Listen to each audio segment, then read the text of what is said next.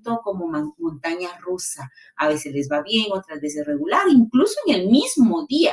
La parte emocional de los niños con dificultades de aprendizaje y déficit de atención es muy vulnerable, es muy susceptible de cómo les vaya dentro de lo que se está llevando a cabo en el día, refleja, ¿verdad? Y afecta esta parte emocional. Ellos tienden a ser muy emotivos. Ahí en el video lo vimos también, ¿verdad? Necesitan ese apego, ese sentirse aceptados de sus compañeros, de sus papás, de sus hermanos, de sus maestros.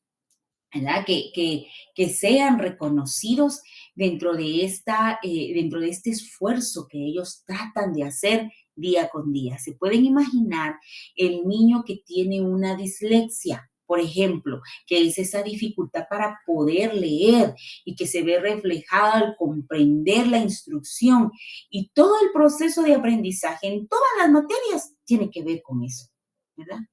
Entonces, ¿cómo se va haciendo una tarea tan difícil y tan compleja con el día a día? Y si no hay comprensión o no se tiene el conocimiento, ¿verdad? Somos en esa parte ignorantes de no saber cómo manejar a estos niños, entonces se vuelve mucho más difícil. Si ustedes no se sienten a gusto en un trabajo, pues empiezan a buscar otro y se van. El niño no se puede, no puede ni dejar de estudiar, ni tampoco se puede cambiar de colegio.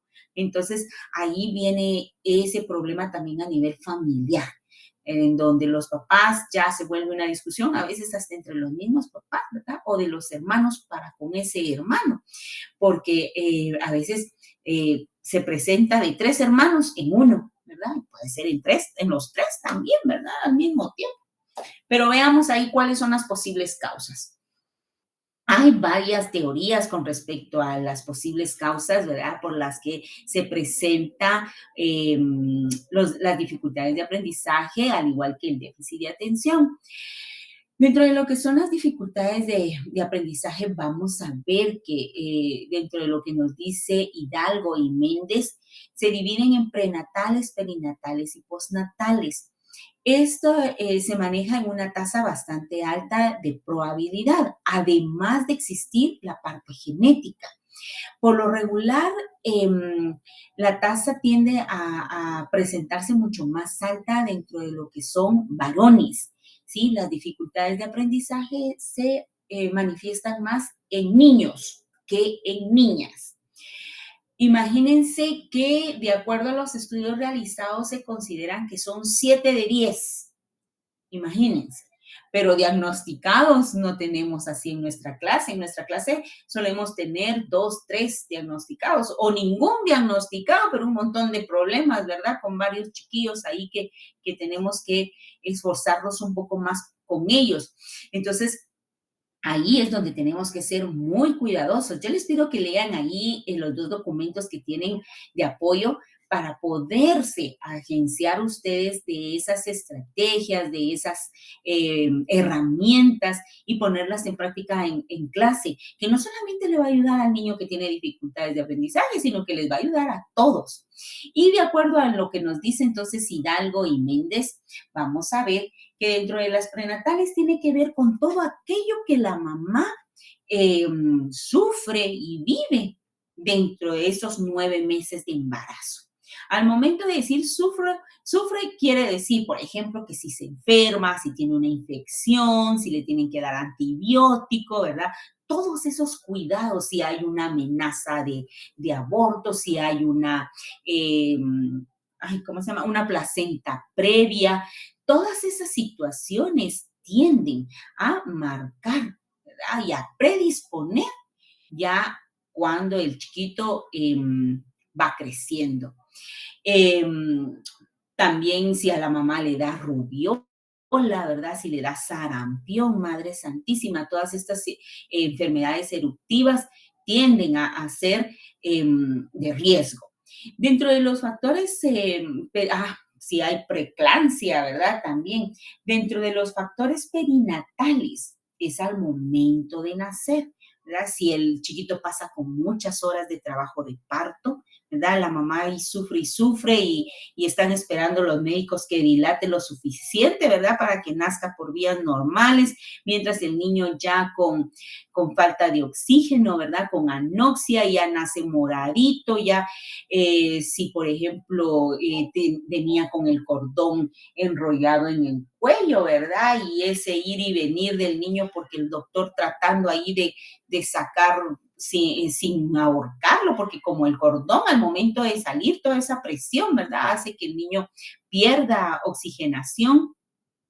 Si, por ejemplo, nace con ictericia, ¿verdad? Muy amarillito, con altos niveles de bilirrubina, que a veces hasta los tienen que poner en el sol y en esas cámaras que ponen a los bebés y hasta que ya van aclarando se los entregan a la mamá.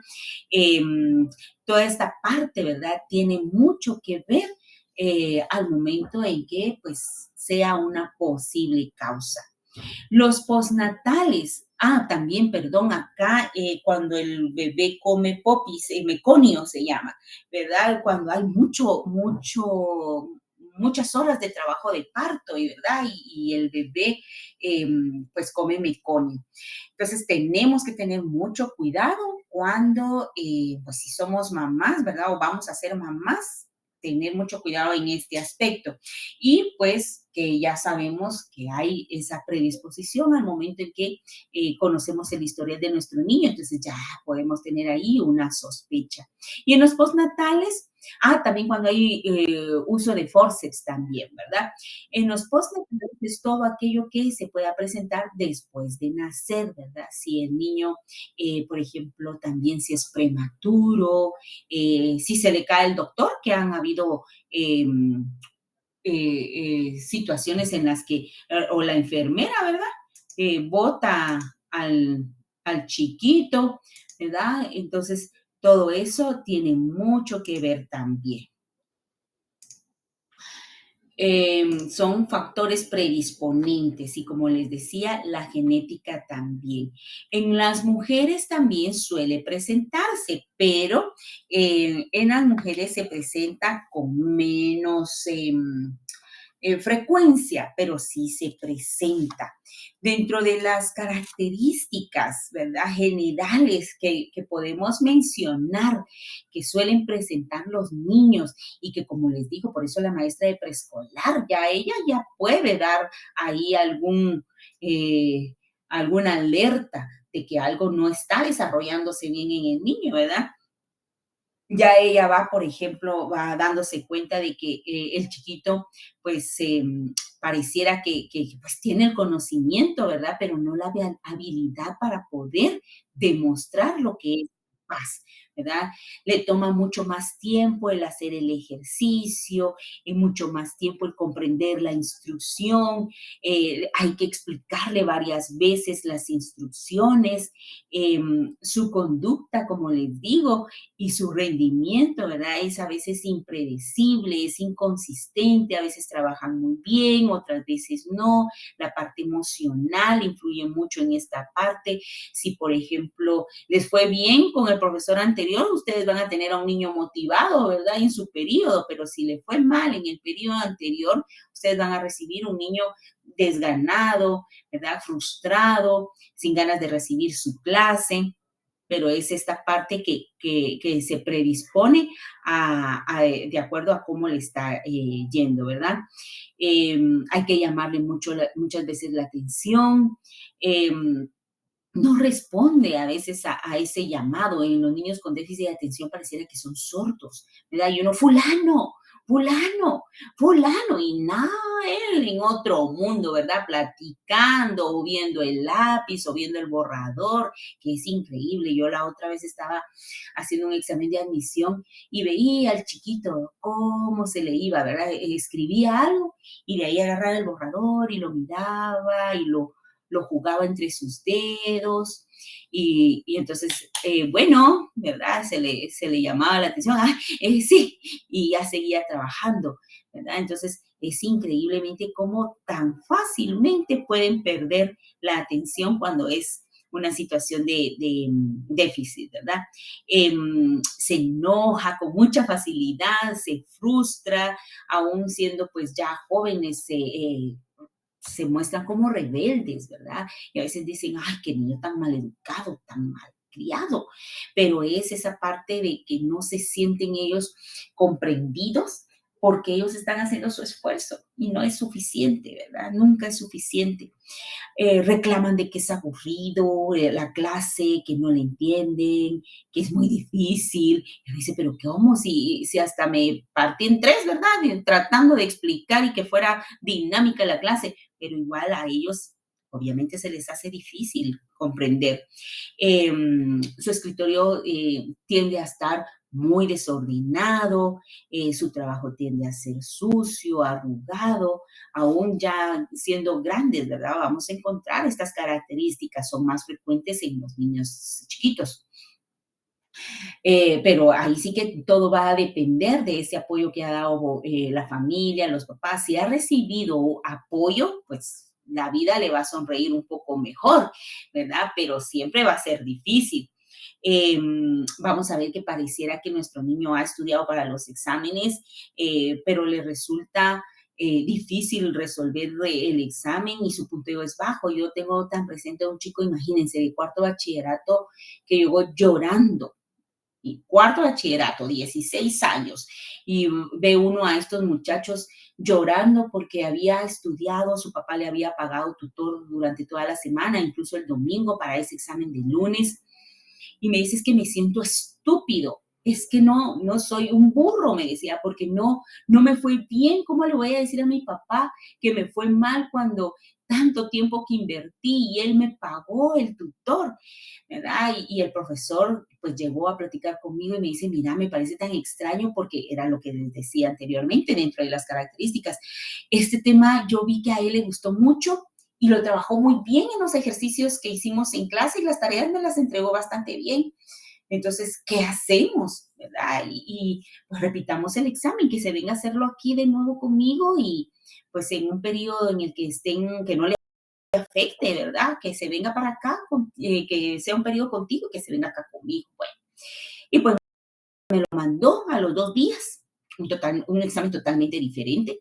Y pues vimos, ¿verdad? Sacó 85 puntos. Entonces, vamos viendo cómo es que necesitan ese apoyo, ¿verdad? Al momento en que ellos también como suelen manejar mucha ansiedad, y entonces empiezan a sufrir cuando ya los demás van entregando examen, ¿verdad? Cuando estamos en presencial y van entregando examen y él todavía no, empieza a confundir procesos, ¿verdad? Procedimientos. Entonces, ahí es donde nosotros tenemos que estar alertas para poder ayudarles. Entonces, ahí es donde vamos viendo, ¿verdad? Que pareciera que sí ha estudiado, que sí maneja el tema, pero que no le va bien.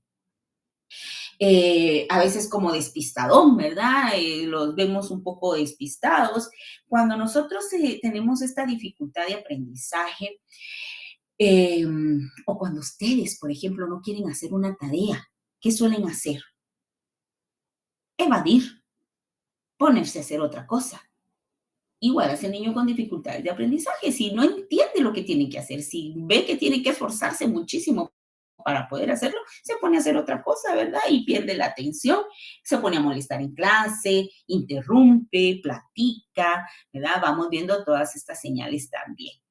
Así es que es importante que logremos nosotros ir viendo estos aspectos porque lógicamente nuestro niño ante esto va presentando un deterioro en su autoestima, ¿verdad? Presenta baja autoestima. Y vamos a ver que la clasificación entonces de las dificultades de aprendizaje está dentro de lo que es la discalculia, que es el trastorno del cálculo, ¿verdad? En toda el área numérica. La dislexia, que es el trastorno de la lectura. Acá nos aparece lectoescritura porque hay literatura en donde ustedes van a encontrar que le llaman dislexia tanto a la lectura como a la escritura, ¿verdad? Pero la dislexia está más enfocada dentro de lo que es la lectura. La disortografía, ahí es como esa dislexia en escritura, ¿sí? Que se le llama disortografía, que es el trastorno en la ortografía. Y la disgrafía es el trastorno dentro de lo que es la escritura. Son esas escrituras que hacen los niños que ni ellos entienden lo que hacen. Y aquí tenemos algunos ejemplos dentro de lo que es la disgrafía, ¿verdad? Vamos viendo cómo este chiquito no sabe escribir, pareciera, ¿verdad? Hace garabatos, hace arañas, es esa escritura deficiente, Disculpe, ¿sí? es la distografía, ¿cómo se puede evitar o puede ayudar al niño? Vean, O dentro de lo que son las dificultades de aprendizaje, el niño tiene que ser diagnosticado, ¿sí? Tiene que ser evaluado por un psicólogo. De acuerdo a ese diagnóstico que él da, el niño tiene que recibir terapia de rehabilitación, ¿sí? Tiene que recibir ese apoyo dentro de lo que, lo vamos a ver más adelante, dentro de lo que es esa rehabilitación para mejorar. El niño que nace disgráfico muere disgráfico. El que nace disléxico muere disléxico. El que nace con déficit de atención muere con déficit de atención. O sea, para esto no hay una cura, pero sí hay programas de rehabilitación que le van a ayudar al niño a trabajar mejor. Como profesores, vamos a considerar esas recomendaciones que yo compartí con ustedes en sus documentos que les puede ayudar para poder apoyar a estos niños. Nosotros no podemos hacer un trabajo de terapia en el aula, lógicamente, porque no somos psicólogos, ¿verdad? Pero sí podemos seguir la recomendación que en algún momento dado el psicólogo da de acuerdo al diagnóstico y que es aprobado también por parte de coordinación, por parte de dirección, por parte del departamento de psicología si el colegio lo tiene, ¿verdad? Pero sí es apoyo el que nosotros podemos trabajar. Esto, como les digo, no es que se pueda evitar, ¿verdad? Aunque hay algunas dificultades de aprendizaje que se adquieren, según los últimos estudios, por mala enseñanza, ¿verdad?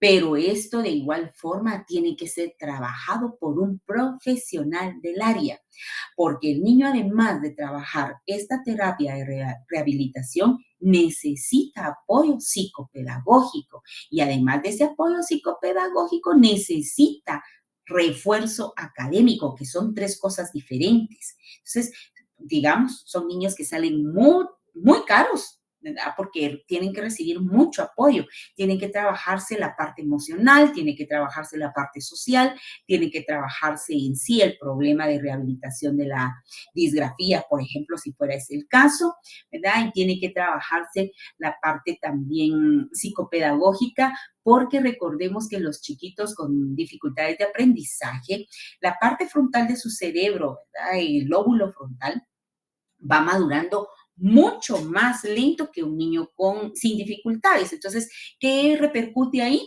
Las funciones ejecutivas. Se recuerda que lo vimos. Entonces, estas funciones ejecutivas las trabaja el psicopedagogo y aparte el refuerzo académico que necesitaría para poder llenar todas esas lagunas a nivel cognitivo, ¿verdad? Que en algún momento el niño suele perderse cuando está en clase. Vamos entonces que la disgrafía, como les decía, es esa escritura deficiente, ¿verdad?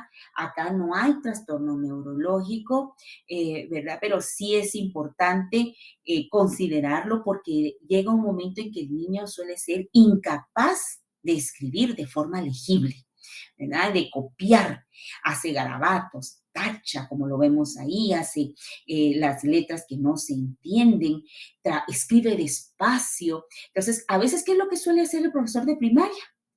Pone a otro niño que le copie en la agenda, ¿verdad? O el mismo profesor le escribe para que el niño lleve qué es lo que tiene que terminar de hacer en la casa, porque no terminó de copiar y hacer los ejercicios, más la tarea, ¿verdad? Para que sepa la mamá qué es lo que tiene que hacer, o le toman fotita ahora con toda esta tecnología, ¿verdad? Le toman fotita y se manda.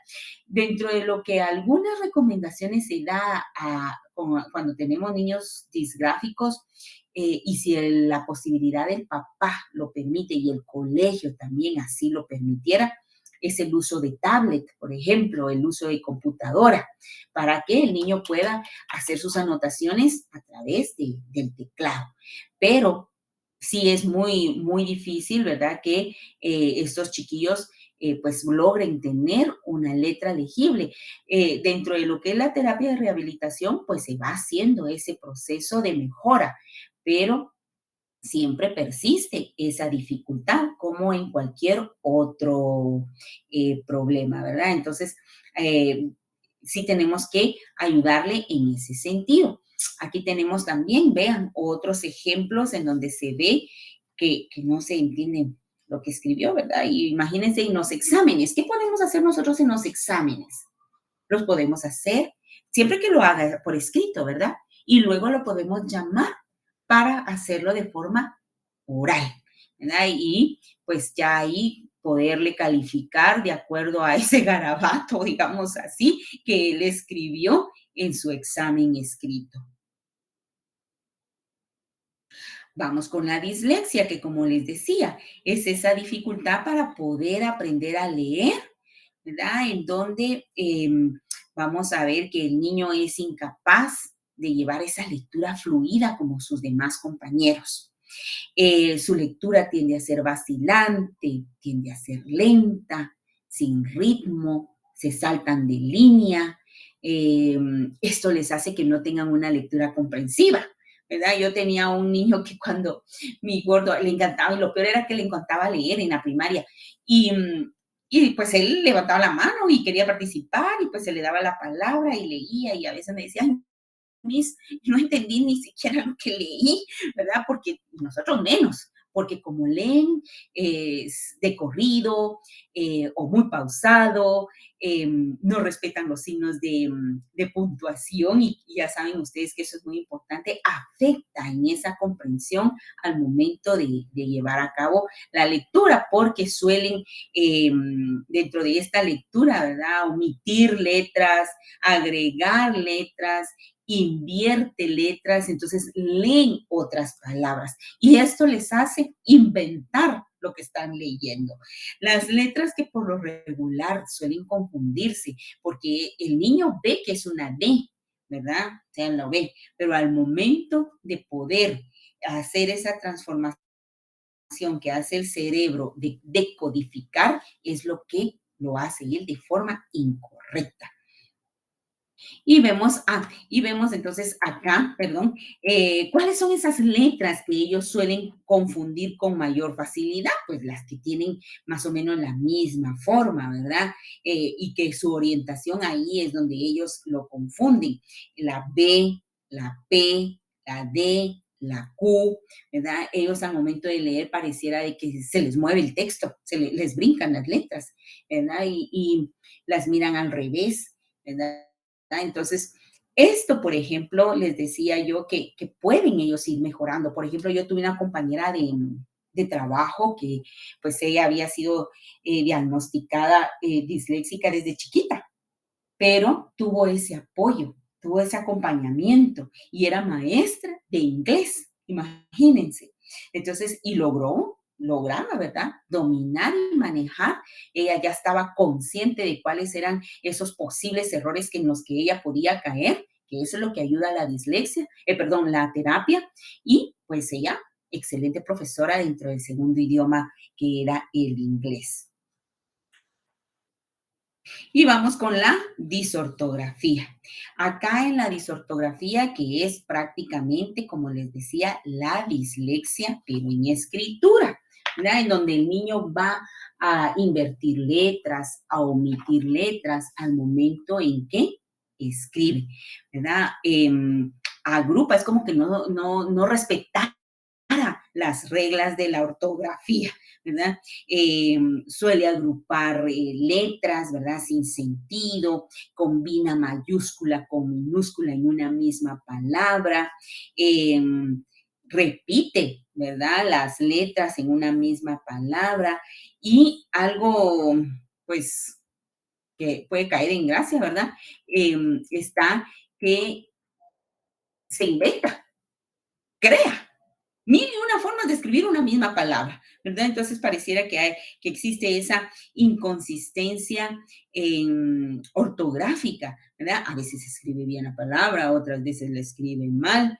Em, Obviamente, hay mucha inseguridad al momento de que escribe. Imagínense cómo se castiga a este niño si se califica ortografía en idioma español. ¿Cómo le va? Fatal. Entonces es una de las grandes diferencias que se puede hacer, ¿verdad? No castigarlo y no calificar la ortografía, así sean 10 puntos, pues vemos de qué manera podemos asignar esos puntos con otro tipo de ejercicios para no castigarlo. Igual que el niño que tiene dislexia, ¿verdad? Con su lectura, como su lectura tiende a ser más lenta, hay recomendaciones en donde, por ejemplo, se les pide que no se les exponga a leer en frente de todos. A veces se llega a esos acuerdos en donde se les avisa 2 semanas antes, ¿verdad? ¿Cuál es el libro cuando, digamos, se lleva un libro por mes de lectura? Em, ¿Cuál es el libro que tiene que empezar a leer antes? ¿Verdad? O bien se les deja un poco más de tiempo si arranca con todos los demás compañeros. También acá se les puede pedir, por ejemplo, que al momento de hacer una presentación, que se prepare antes, ¿verdad? Que lo lea antes, que se familiarice con el material para que cuando ya esté frente a sus compañeros se le haga mucho más fácil esa lectura o esa exposición, por ejemplo. Y para ir terminando, ya tenemos la discalculia, ¿verdad? Acá tenemos de que dentro de lo que es la discalculia va a ser ese trastorno dentro de lo que es el área numérica, ¿verdad? Es donde eh, olvidan ese proceso de cómo se llevan a cabo las operaciones. Hacen un revoltijo de números, mis pobrecitos, y ni ellos saben qué fue lo que hicieron, pero ellos dentro de este proceso que llevaron a cabo en la operación, llevaban un orden, según ellos. Acá vamos a ver también la inversión de números. Cambian el orden de los números, la posición, ¿verdad? Se les dificulta identificar unidades, decenas, centenas. Vean este chiquito cómo está llevando a cabo la multiplicación, ¿verdad? No corre las cantidades como debe de ser, la escritura de los números es también inversa, ¿verdad? No recuerda los pasos con exactitud de cómo llevar a cabo los procesos de una multiplicación, de una división, ¿verdad? Los signos de las operaciones los sustituye, ¿verdad? El más por el por. Acá el uso de colores suele ser beneficioso para estos niños, ¿verdad? Ya saben que el signo más es verde, el signo por es azul, ¿verdad? El signo menos es rojo, ¿verdad? Como ir creando estas muletas que les permita a ellos ayudarse a sí mismos para poder realizar las operaciones. Por ejemplo, también darles un listado. Yo, imagínense, tuve en la universidad el primer año de U que llevábamos estadística, teníamos a un profesor excelente, pero re lindo él, porque para las que les costaba la estadística, él se ideó el hecho de ir poniendo en la pizarra, en una esquina de la pizarra, por ejemplo, ¿verdad? Paso 1, despeje, paso 2, sustitución, paso 3, así de forma muy general. Y vean cómo ayudaba esa parte. Y estos niños se ven beneficiados en ese sentido, ¿verdad? Que tengan ese esqueleto, llamémosle así, de cuáles son esos pasos que él tiene que llevar para poder resolver una operación. O incluso el ayudarse con la calculadora, ¿verdad? Con el uso de la calculadora, que pues yo sé que muchos colegios no lo permiten, pero si hay un diagnóstico, sí tenemos que ser flexibles en ese sentido, ¿verdad? Entonces, sí tenemos que ir viendo de qué forma nosotros podemos ayudar al niño para que el proceso de aprendizaje no se vuelva una angustia de todos los días, ¿verdad? Y un tormento al momento de querer aprender. Son niños que tienen la capacidad para poder aprender. Ah, yo había dejado aquí el video, miren, no recordaba. Y pues, para terminar, decimos lo que necesitamos, ¿verdad? Es que podamos nosotros ver cómo nuestro niño puede irse adaptando a todas estas exigencias. Y nosotros también necesitamos aprender para poder ayudar a nuestro niño. Entonces, dice el doctor Orellana, lo que necesita es que nos adaptemos a él, que le tendamos una mano para ayudarle, que podamos comprender que su negativa no es un acto de rebeldía, sino de angustia, sino de angustiosa petición de ayuda. Vean que este doctor, no sé si algunos han tenido la oportunidad de conocerles, porque él, eh, él es excelente neurólogo y pues él tiene la experiencia, por ejemplo, de que él tiene déficit de atención, ¿verdad? Y tiene una niña autista, ¿verdad? Entonces él se identifica muchísimo con estas situaciones y la ayuda que él da es increíblemente sorprendente cuando los chicos llegan con él, ¿verdad? Y se llega a ese diagnóstico y a ese seguimiento que sí es muy, muy necesario, ¿verdad? Primero los papás quieren dar paleta, quieren regañar, quieren castigar y no se dan cuenta que realmente hay una gran necesidad de apoyo para con los niños. Y como les decía, a veces hasta los niños mismos hermanos, ¿verdad? Le reclaman que por su culpa, porque le fue mal, no van a poder ir el fin de semana donde el papá los quería llevar, ¿verdad? Entonces se vuelve incluso una discusión entre casa y hay problemas en familias fuertes cuando los papás no se documentan también sobre cómo sobrellevar esta situación, ¿verdad? Y sobre todo, a veces cuando hay papás que padecieron de esto, pues hay un nivel de comprensión diferente, ¿verdad? Entonces, yo también tuve el caso de un chico ¿qué era? Cuarto de bachillerato. Ay, pero miren que los papás eran re divertidos. El pobre, mi niño con déficit de atención y con dislexia. El papá era quien tenía déficit de atención y la mamá era quien tenía dislexia, ¿verdad? Entonces, al pobre le cayó el premio mayor porque salió, bueno, también era hijo único, le salió con los dos, ¿verdad? Con doble diagnóstico, pero es que esto también es importante que lo tengan ustedes presente, que por lo regular la dislexia va acompañada de discalculia, se presentan juntos los problemas de aprendizaje, como les decía, en parejas. Es muy raro que solamente presente uno, o bien que sea con déficit de atención y algún otro problema que se presente de estas dificultades. Y algo curioso también es de que estos no se presentan juntos. La dislexia con la disortografía no se presentan juntos, ¿verdad? Entonces, puede ser que el niño lea bien y escriba mal, o escribe mal porque es disortográfico, pero lee bien.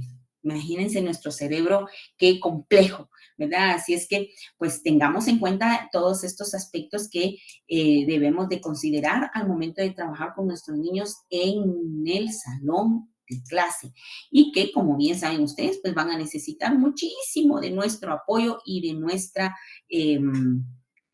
presencia. Ay, miren, les voy a dar el enlace, permítanme un momentito, que no me dijeron antes de que terminemos. No sé si hay alguna duda, algún comentario.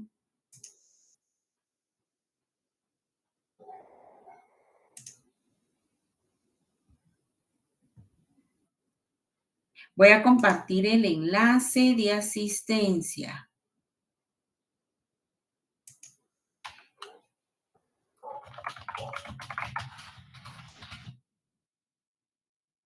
Bien, entonces, para el martes, ¿se recuerdan? Ahí está ya el enlace. Para el martes tenemos déficit de atención y ya con ese terminamos nuestro temario. Y voy a tomar la fotita. No abran cámara hoy. Ahí la voy a tomar así. Vale. Muy bien. No hay ninguna duda, no hay ningún comentario. ¿Estamos bien? ¿Todo entendido? Algo importante también que deben de saber, una dificultad, cuando se presentan las dificultades de aprendizaje y esa inversión de letras y de números, a veces dicen, ay, tiene problemas de aprendizaje, ¿verdad? Porque invierte en números y letras. Una evaluación para poder diagnosticar un problema de este tipo tiene que hacerse después de los 7 años, ¿sí? Porque antes no, por la madurez del niño. Recordemos a Piaget. Entonces, ya de los 7 años en adelante, ya si el problema persiste, entonces sí ya podemos eh, solicitar, ¿verdad? Una evaluación. Muy bien, entonces nos quedamos hasta acá. Les deseo todo lo mejor, un excelente fin de semana largo. Cuídense, por favor, que el COVID todavía ahí anda, pero ya estamos un poco más tranquilos con la situación cómo se está manejando ahora, pero de igual forma, cuídense mucho y nos vemos el martes. Que tengan una feliz noche.